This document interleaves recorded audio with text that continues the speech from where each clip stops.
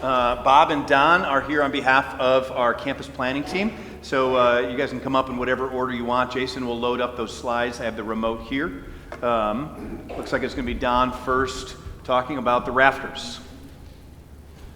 My chair has gone missing, my stool, so I'm sorry I don't have a stool up here, but the podium's fairly steady. Yeah, you can see. You heard about the necessity of doing some maintenance repairs, and one of the key objects of the maintenance is repairing these main rafters. It's really an arch because there's a compression force in it, but these things outside of the, how do I do that? Okay. Need some major repairs, and that's what is scheduled for the end of this summer. We have a contractor who we've awarded the repair work for. It starts sometime either the end of July or the beginning of August. The expected construction time is on the order of 4 to 5 weeks. The contractor believes that he can fix one of these in a week, and there's an order for him to do it. You start over here on the northeast, because it's the easiest one. You go to the northwest and then go to the southeast, southwest, and the hardest one to fix is the southeast one. There's a necessity for evacuating the sanctuary basement. So all the things that are in the basement need to come out during this construction period. For the sanctuary, there will be a minimal disruption for the interior. All the work really needs to happen primarily on the outside of the arch rafters. And the concept is to cut out some bad wood. It's been deteriorating for many years, and the structural integrity of these rafters have been compromised. So we'll cut out the bad part, and we'll replace the bad part with a piece of structural steel, and then we'll clad the structural steel with a piece of architectural aluminum. So this is the plan view of the sanctuary. The pieces that are outlined in dots are the rafters that need to be repaired, and the repair occurs on the outside of those rafters. And basically, I'm not going to go through all the details of the repair, but on the right-hand side is that you look at a cross-section, and everything that's outside of that stone wall gets taken out and replaced by a piece of steel. And on the left side is the cartoon that shows what happens after the piece of steel is in place. We encase it in some architectural material to have some color, which is up to Bob Plubacher to decide, not me. This work, as I said, is scheduled to start at basically the end of July, and we anticipate it just to last 1 month. I'll take questions. If you want to see extra drawings, if you're interested in extra drawings, I can provide those. But we think we have a very viable scheme to replace, and there'll be some work that needs to get done inside the sanctuary, but by the time we're done, all four will look about the same. So this is a project that's been decades in the planning and waiting, as many of you may know. And so Bob and Don may not seem all that thrilled, but they're probably like a little giddy on side that we're finally going to get this fixed and solved. And so a couple things to note, and then we'll take any questions. The work will happen, like he said, late July through August, God willing, by Labor Day. It'll all be complete. It'll mostly happen outside, 1 week at a time, kind of one corner at a time. There may be some plastic you might see in on part of it during a weekend, if that still needs to be there for dust control mostly. But most of the work is going to be happening outside, as Don just described. And then that will secure our rafters and the structural support of our sanctuary as far into the future as we can imagine.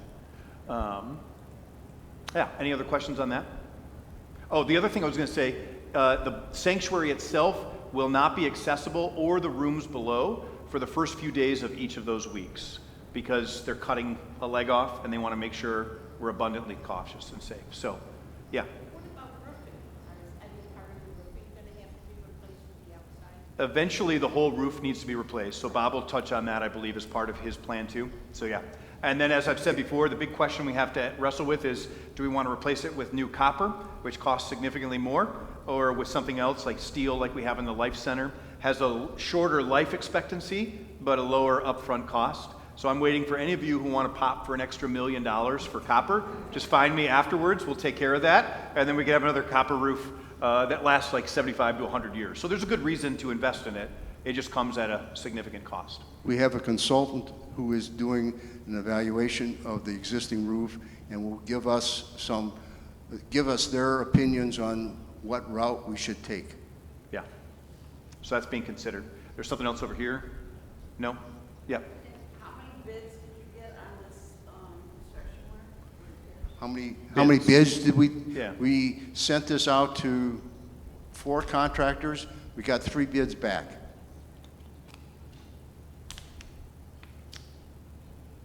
All right, so no decisions needed on this. It's already in action, but yeah, Becky, go ahead. Our current arches that are being replaced, how long do they last? And with a new retrofit, how long is that expected to last? What's the life expectancy of the steel that you're putting out there? Like, is it It'll be much longer than this building will stand. It's unfortunate, but there was, when it was originally designed, there was an error made by the architect and the engineers, and that never got corrected. And what we're doing now, we've lived with 65 years of some borrowed time, and we're going to fix that. I don't think you need to worry about the life expectancy of what's going on outside. Everything inside is well under the design loads. Yep. Okay. Bob, do you want to come up and take the next part? Thanks, Don. You're welcome. You help down? Are you good? I have an anecdote that I'm going to add to Don's presentation. We just went in for permit a couple of weeks ago, and the building department came back with some comments, and one of those was they wanted us to provide structural calculations for the repairs. Well, if anybody knows Don Meinheit, that's not a simple elementary calculation he's doing. He has a 3-inch binder that are full of the calculations. And I wanted to dump that entire binder on the building department and ask them to review it. But Don edited it down, so we had a simpler thing.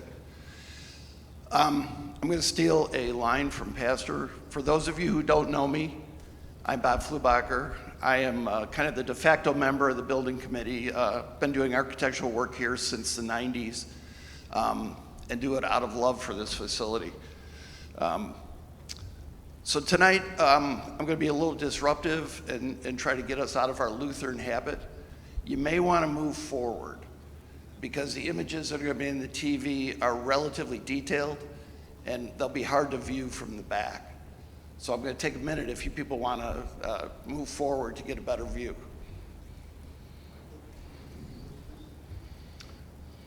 The slides or the video of it? Yeah, we can share the slides, yeah, on our website and so forth, for sure. This perhaps gives you an idea of the level of detail that the the images have, so it will be beneficial to get closer. I just want to mention that these are relatively conceptual plans. We're in the early stages of planning what we're doing. We're looking for input from the congregation and all the various users of the building. When we get farther into the process and the plans get more developed, we will be having town hall meetings where we'll be presenting it in great detail to the congregation. So this is kind of a quick, rough blush to show you what our thinking is today. Also, at a later point, we need to get all of the plans approved by the Village of Arlington Heights. Any additions or changes to the facility we make, we need to go through a special use permit process with the village and public hearings. So you'll be aware of when all that happens as well. This first slide is where we are today. That's the gray area is the current footprint of the building. To give you an orientation, north is to the right on the drawing. Architects normally do north is up, so I wanted to do different. The first phase of the construction process that we're looking at has 3 overall parts to it. The first part, well, first let me describe this slide. This slide has all of our thoughts at a master plan level. So there's changes to the building footprint that we'll go through in this presentation. Let me do this. This is kind of fun. So that's what is, that's what could be. What is, and that's what could be. And he's going to look at details of each of those as we go forward. Okay? So the most important part of this slide is above the existing sanctuary, which is some improvements outside of the building. This is a detail of that area, and the first component of it, which I think will be very beneficial, is a new circular drive drop-off on the west side of the lobby. That's what the blue area is that's highlighted there. We're also anticipating a canopy going over that circular drive so we could have some rain-protected drop-off areas, which don't exist today. Then this shows some additional parking that we're adding on this side of Highland. The green area is handicap parking, and it is consolidating all of the handicap parking that's around the facility. We may keep some down by Bart's Hall because it does get used down in that area, but the idea is that people coming to the offices, coming to the church, coming to the school have a very close to proximity handicap parking stall. Right now, any of the handicap stalls that we do have, you have to cross at least one roadway to get to the building and get into the facility. The blue spots are additional parking, and our current thinking is those are temporary parking spots for someone who may be coming in to meet with somebody in the office or has some sort of short-term interaction with the staff here. This, I'll give you a test on this when we're done. This is the master plan. There's a lot of information in this, and again, this is somewhat conceptual at this point. The first part, the second part of this overall plan is now highlighted in blue, and that is the rehabilitation of the sanctuary. There's a number of projects that makes up, but in general, we want to reimagine this space without changing its character at all. The heating and ventilating system in this room is archaic and fails in many, many instances. It's time to upgrade the furniture. We're also looking at upgrading lighting, floor finishes, as Pastor mentioned, the roof. There's a number of improvements that need to be made to the sanctuary itself. We're also looking at reimagining the lower level below the sanctuary.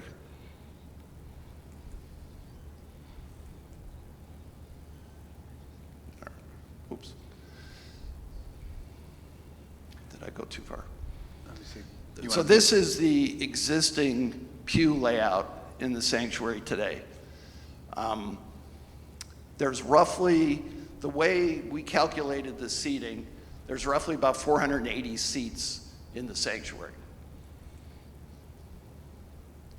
Now, if this works, There, it just went.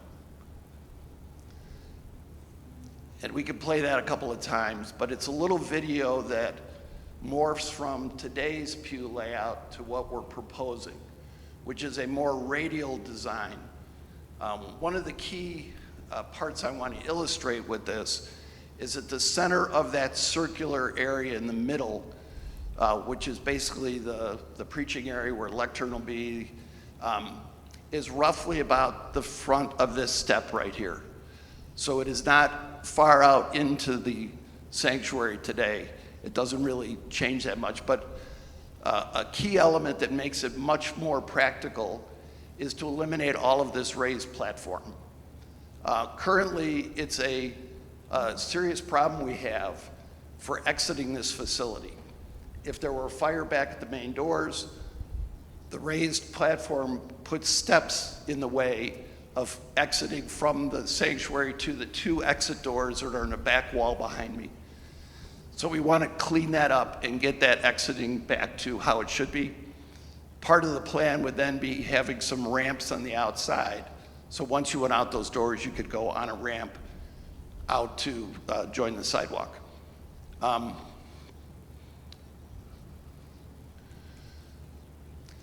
This is an example of a far more contemporary, far larger facility that uses radial chairs. But what I wanted to show in this slide is the use that's behind the altar, behind the worship platform for either seating, could be for the choir, could be for the band, could be for a school presentation. But in the design of the pew layout, there is a section behind that will go for whatever. It could be extra seating for a holiday service. These are some photographs that I just pulled off the internet to show some circular pews. Our intent here is that the character of the existing space is not going to change. That we're going to have wood pews, that the space will still be a very traditional worship space. Here's another photograph of some wood pews, curved. And this is probably the best illustration. This is kind of an aerial look down on a layout similar to what we're proposing for circular pews. That center section, the circle that's on the plan, the idea is that is raised so that the pastor would be at an elevated position for everybody to see. But this gives much better sight lines. There's several enhancements to the basic layout of the sanctuary as well. Currently, this main aisle is tight for various kinds of processions. In particular, a funeral, when you have a casket and pallbearers that are coming down the aisle. So our proposal is widening the center aisle by a couple of feet. In addition, the distance between pews, we have it right now increasing about 9 inches. So if you look down at your knees, currently you have about 12 inches between the front of the pew and that support of the pew in front of you. That's going to change to 21 inches. So it'll be much easier for people to get in and out of the pews, for someone who might be in a middle seat to get past somebody who's seating. It'll be much more comfortable. So the changes that we're talking about would seem like they really destroy how much seating we have in the sanctuary, but in reality, we only lose about 80 seats. The proposed plan is a little over 400 seats. So it actually becomes more efficient going on the radial layout than it does with the linear pews the way they are today.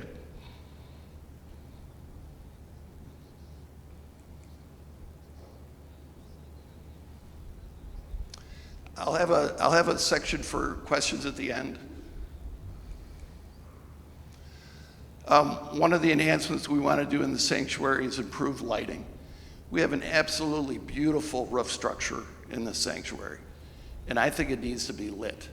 So one of the ideas is to provide uplighting of the roof construction, as well as regular lighting for task lighting down on the pews. Right now, as most of you are aware, it's pretty dim to read a hymnal or any kind of reading you might do at the pews. We want to enhance that lighting without making the space real bright. So we'll have a background lighting of the roof and then more task lighting that's direct down to the pews. This is a floor plan of the lower level, and the idea for the basement is basically to go back to what it was originally designed for. If you look at the plans from 1959, the basement was a meeting room. This proposal is to basically clean out the basement, gut all of the mechanical, electrical systems that are down there now that have been kind of piecemeal added over the decades, and provide a space that could either be one large meeting room or it could be partitioned off into three, what I call a flex room. Could be three different uses, could be three different classroom type areas if we're using that for youth ministry or Sunday school on a Sunday morning. Or it could be for special functions that could happen as well.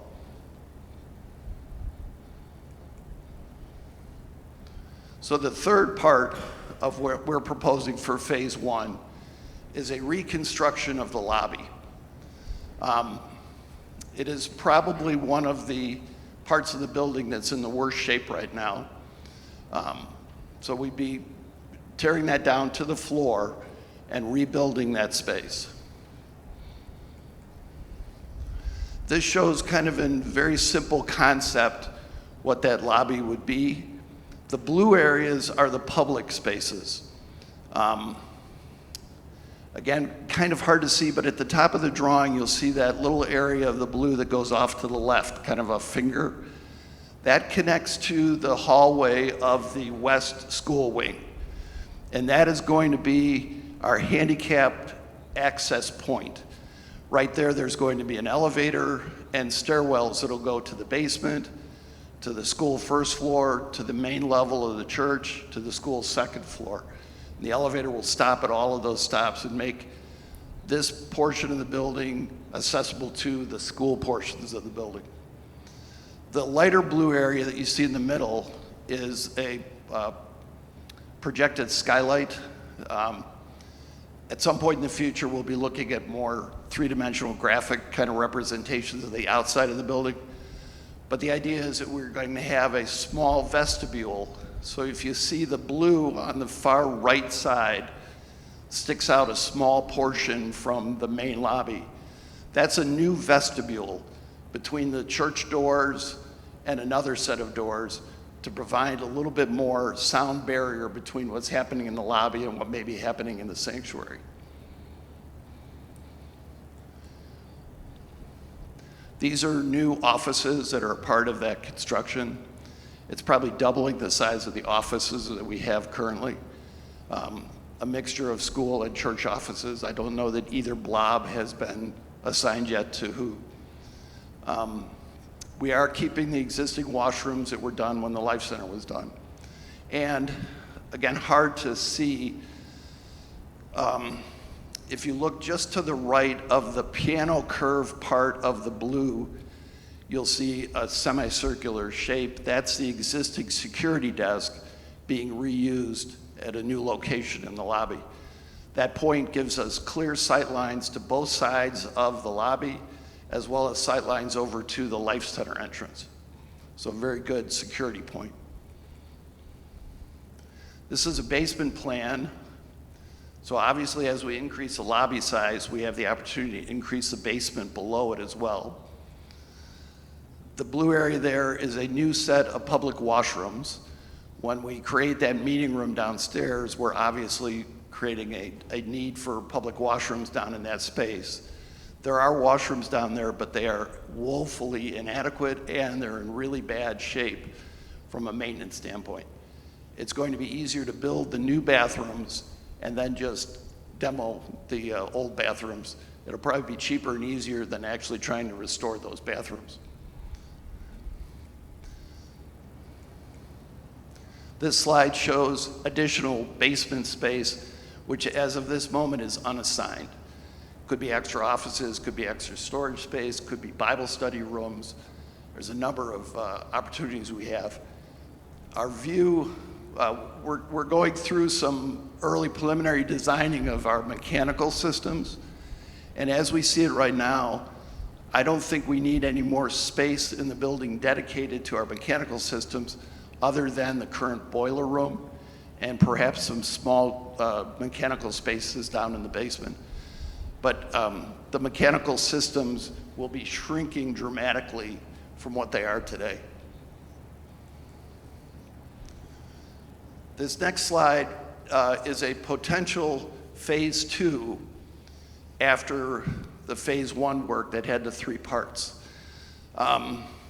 There are so many elements to this that I'm going to forget something.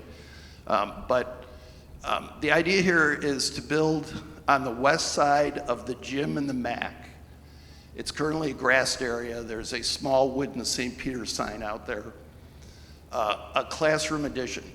The addition would be 3 stories.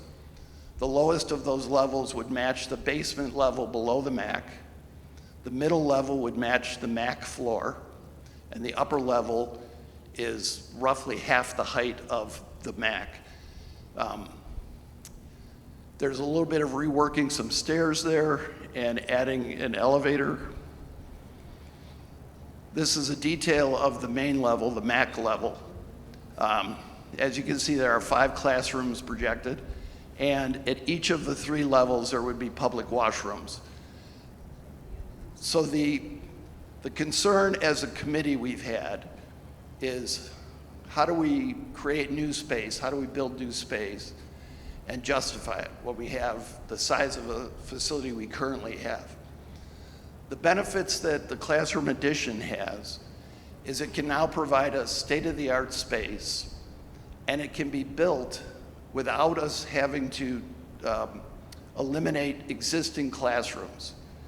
Any of the renovation options of the classrooms will take a wing or both levels of a wing out of commission for at least a year and severely hurt the ability to handle the school. This addition will let us do that without disrupting the classrooms. Additionally, by building the addition, we're putting in, again, brand new washrooms, which are going to probably be cheaper and easier to build than to renovate the bathrooms that are in the existing building. So the cost to build this addition is actually not 100% new money. It's money that needs to be spent on significant renovation of parts of the building will go towards offsetting the cost of this addition, as well as that being able to build it and not disrupt the existing facility. If you look in the upper right-hand corner, you'll see an arrow there. The idea is that we can provide a new entrance to the school at that location that will activate the west parking lot more. If you've been here during LSA or the Saint Shootout or any of the activities that happen in the gym or the MAC, the parking that's on the west side becomes full right away.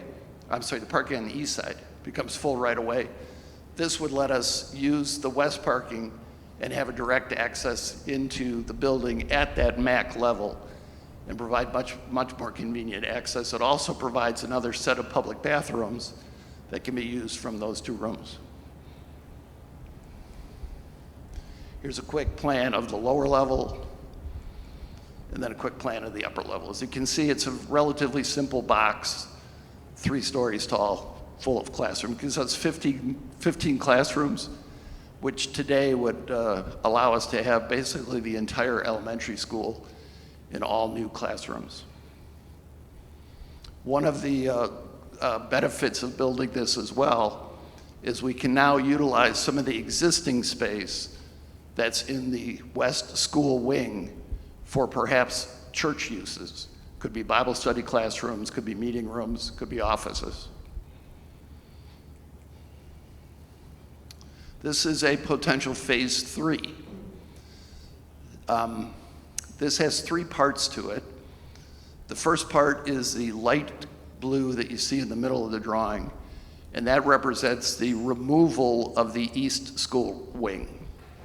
That's the part of the school that's in the worst shape today. So we take away the maintenance and all of the issues revolving around that wing of the building. The darker blue below that is the addition of 4 new preschool classrooms adjacent to the Life Center. And those two things create a much bigger open courtyard in the middle of the facility, which gives us a much more protected place for children to play. It'll also be a really nice outdoor area for us to have activities that could either be church or school related. This is a detail of the 4 classrooms added to the Life Center. They are modeled after the 4 classrooms that were added when the Life Center was built. And this is, as I mentioned to Pastor earlier, this is probably the most pie-in-the-sky part of this presentation. This is an addition to the north side of the gym. The intent is to create a bigger, more useful gym. So where the stage is would be eliminated and the gym would be increased that width. This addition would be north of the existing gym and our bleachers would be put in that addition. It could be pull-out bleachers used much like the bleachers in the MAC are, but they would be elevated roughly the same height as the stage in the gym today. Or those bleachers could be pushed back in and this can be used as a stage for a drama presentation or band concert, providing much better seating in the gym and much better view and access of what's going on in that stage. As I mentioned again, this is probably the most pie-in-the-sky part of the presentation. So with that, I'll open it up to any questions that anybody has. Yes. I wanted to comment, I think your focus on handicap accessibility is perfect. We're really lacking that. All of the discussions we've had with groups in the church, users of the facility, one of the first things that comes up in almost every one of those discussions is the building needs to be more accessible. So that's probably our primary focus on what we're doing. And in your new seating plan in the sanctuary, will there be, I know other churches I go to, we have little spaces for like wheelchairs and stuff. Like, how you just line up. Yeah, Jason, can you bring up one of the designs for the seating layout in the sanctuary? So 2 things I would note on that. One would be wider aisles down the middle and on the sides, so easier access for walkers, wheelchairs, strollers. You may not see it as much, but during the school week, we have a lot of moms with strollers that are trying to navigate our building, and that's an issue too. And so the idea would be, it's a little hard to see on this, but there would be easier ways to get in and out of the room, as well as to come in and park yourself in the back sections of some of the pew areas, right? So you could come in with your stroller or your wheelchair and just wheel right in and have a designated spot that feels good for you. I've seen in some churches where they actually have, like, say, a couple seats worth Missing. Yep. missing. Yep. And so someone in a wheelchair could be put in that spot. Yep. Yeah, we haven't gone to that level of the pew design yet, but there are at least 2 alternatives to that are in the plan. One is the seating that's behind the altar. The intent there is those are more movable chairs rather than fixed pews. So that could easily be dedicated to handicap seating. The bench that we have in the back against the stone wall, we actually increased the size of that to an L that goes on 2 walls. And that's probably the most elegant handicap seating we have today. But also the federal ADA requirements are that we have open spots within the pews for wheelchair seating. So we'll probably have all 3 of those options available. I was just at St. Peter Schaumburg. If you've ever been there, they have a newer sanctuary, and some of their rows are locked together chairs that look like pews, and then some of them are pews. But if you didn't look closely, you may not know that they were different.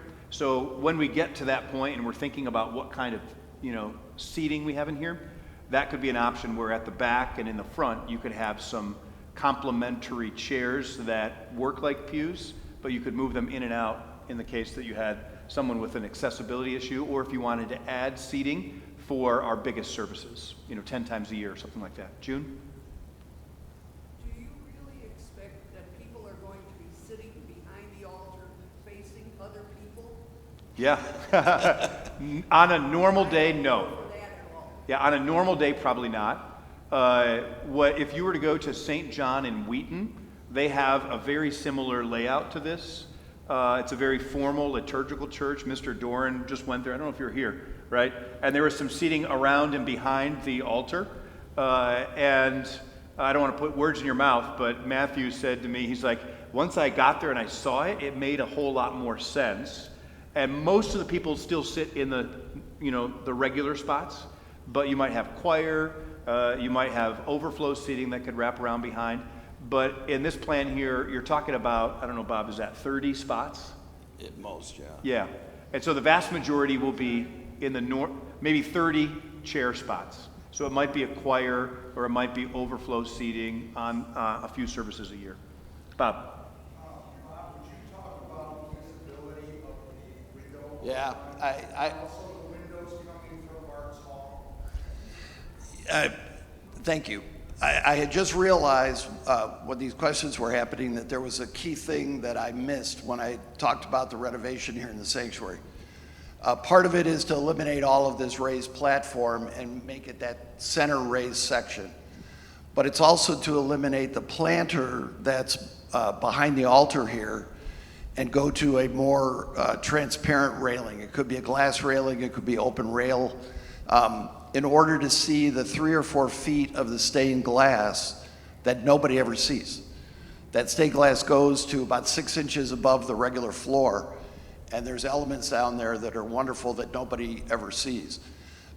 Additionally, the mechanical system that we're investigating, and most likely will be the viable solution, will be taking the 4 units that are on the outside of the building and actually bringing them into the basement below the floor. We'll then be feeding air conditioning up through vents that are at the perimeter. And in that case, we're able to eliminate the louvers that serve the air conditioning units now and bring back the stained glass windows that were in those openings that currently are down in Bart's Hall. Those were taken out, put in the windows at Bart's Hall. It'd be great to bring those back and restore so we have the full 24 stained glass windows that were here. A personal thing for me is I'd like these to be more visible. They happen to be under the roof eave, so they very rarely have any light on them. And one of my thoughts, which is pretty simple, is to just uplight that eave on the outside at night, so that you'll get the reflection from that through those stained glass windows and be able to see those images much better. One other thing would be our piano and drum kit and some of those other things could also be back in around the raised platform area here. Was a circle an altar, an actual There- table-ish kind of thing? We haven't gotten to the point where we've thought about what I'm calling furniture is. I don't know the altar chancel things, but yes, there would be an altar table of some kind. There would be a podium, a pulpit of some kind, I'd imagine, one that we could use and move. This But is a good example. yeah, and a baptismal font, for sure. Yep. So this altar and all this would be gone? That's what we have to decide. We haven't made any decisions. So we'd have to look at the available space and what gets used and how best to make use of it.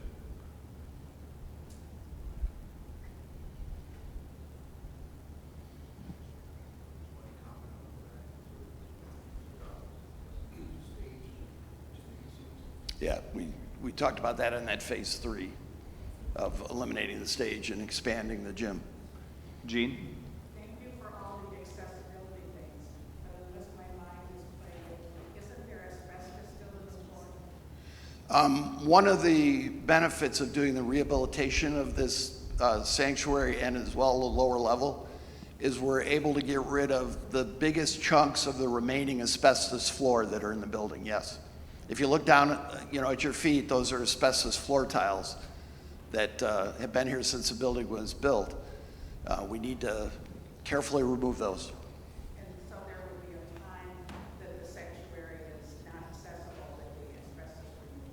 Yes, yes. So on that question, when we get to the point where we're working outside on the main lobby entrance with a drop-off area, there will be a long period of time where that will be under construction. I don't know if your estimate was 12 or 15 months where... At least 12. Yeah, there will be major construction between those sanctuary doors and the school wing, okay? So when we get to that point, we'll have to project plan, okay, how do we get in and out and use space during that time, including the sanctuary? And when do we go about renovating the sanctuary? Because we don't want to be out of the sanctuary for 12 months. So we're going to look at ways to get in and out that are safe and accessible during construction. Possibilities could include designating a corridor outside there to be able to get in and out, as well as making better use of these doors here. So there could be a 6 or 9 or 12-month period of time, whatever it ends up being, where the main entrance in and out of the church is actually these doors coming into the space from new sidewalks or access points outside, so that we could use the room while all of that work is happening. For that to happen, this room has to get wiped clean, the asbestos, the flooring resolved, the seating, we have to decide on that, and all the other pieces that go into the room, put back together. And what's your estimate for how long that would be to refresh this room? My guesstimate would be probably 2 to 3 months of active construction within this room. One of the thoughts, as part of the rafter repair, the lower level needs to be vacated for safety reasons, for just comfort for all the people working on it.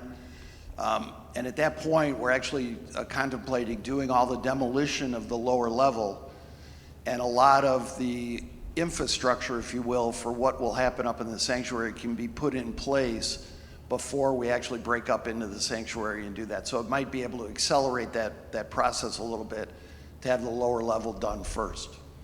So said a little differently, our plan is to start vacating the basement below us this summer. Vacate the lower level this summer so we can begin to work on electrical, lighting, heating, and cooling for the sanctuary from underneath during the next school year, so we can minimize the disruption inside this room during its renovation.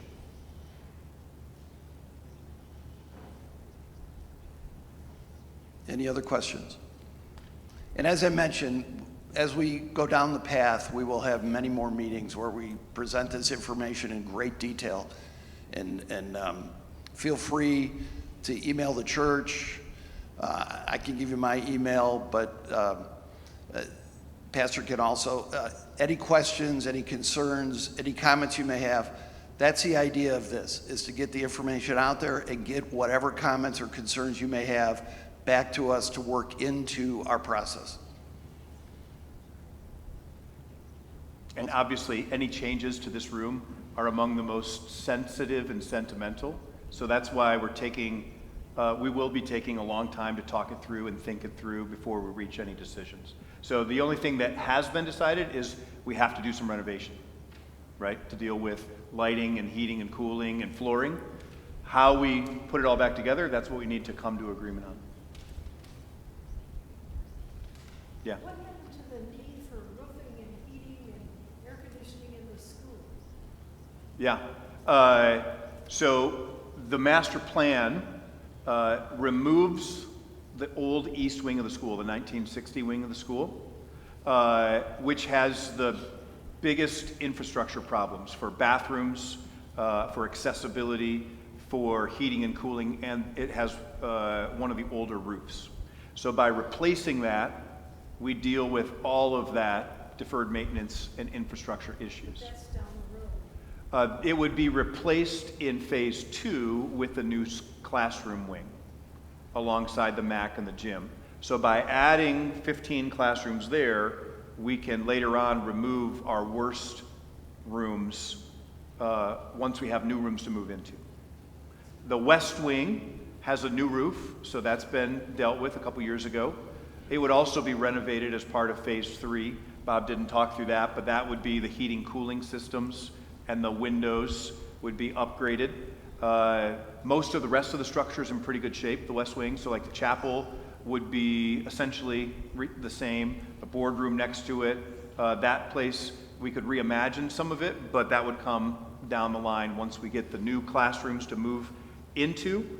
And we've renovated this north portion, which I described it when I talked to people about it. It's like we're doing a double lung transplant and a heart transplant, and we're throwing in a spleen and a kidney too while we're at it, because we're dealing with all the guts that power most of the rest of the facility. We get all of that taken care of in phase one, from the sanctuary to the courtyard. And then we start to progressively solve the rest of them so that in 5 years, 10 years, however long it takes, 15 years, we can finally have all of our long-term deferred maintenance issues behind us. And now we're into a proactive mode to stay ahead of them into the future. Yeah, Deb.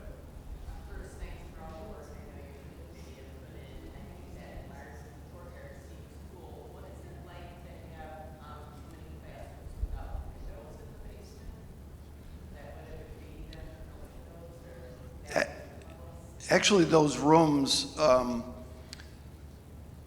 let me see if I can explain. So this floor level right here is our baseline elevation. We'll call that 0, 0. The basement under the MAC, that floor level is about 11'6" below this. The grade outside of those classrooms is about 5, 6 feet below this. So there's a lot of space for high windows in those classrooms. They just won't come down to the floor, but they might start at like 4 or 5 feet above the floor and go up to the ceiling from there. So there's lots of opportunity to get windows in there. We might call it the garden level classrooms as opposed to basement, right? Because it'll be at that lower level. We haven't yet gotten to the point where we've said, if we have this school wing, which classes go where? That still all has to be determined down the line. But there would be, if you've noticed, bathrooms on every level, which we don't have currently. So upstairs in our old school wing, there's no bathrooms. So everyone in that wing has to go downstairs. Susan's nodding her head. And that's a bit of a pain, right? And so, For those preschoolers that get moved upstairs. yep. Having taught in that East Wing in several of those classrooms, I'm very happy to have it be a fond memory. Yes. Yep. Because when you're potty training, Yep. we have a first even 2-year-old program that I was privileged to be a part of from the very beginning. And it's always been my heart that we accommodate those families and their process the best we can. Yep. I'd be happy to have something to do.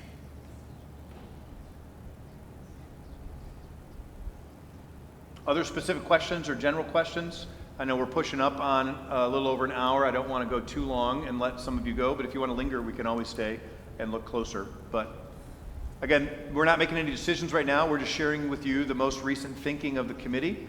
I'm also working with our campaign consultant. We're having our first lead team meeting next week as we're starting that process of starting to cast the vision and raise the funding.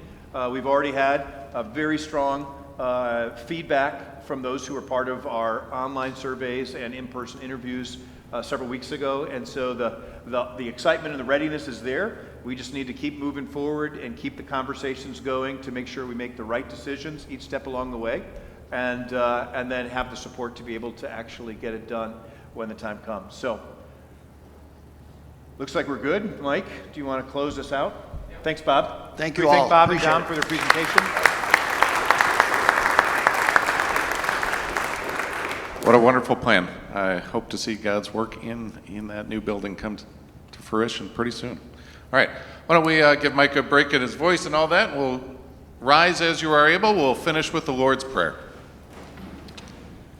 Our Father, who art in heaven,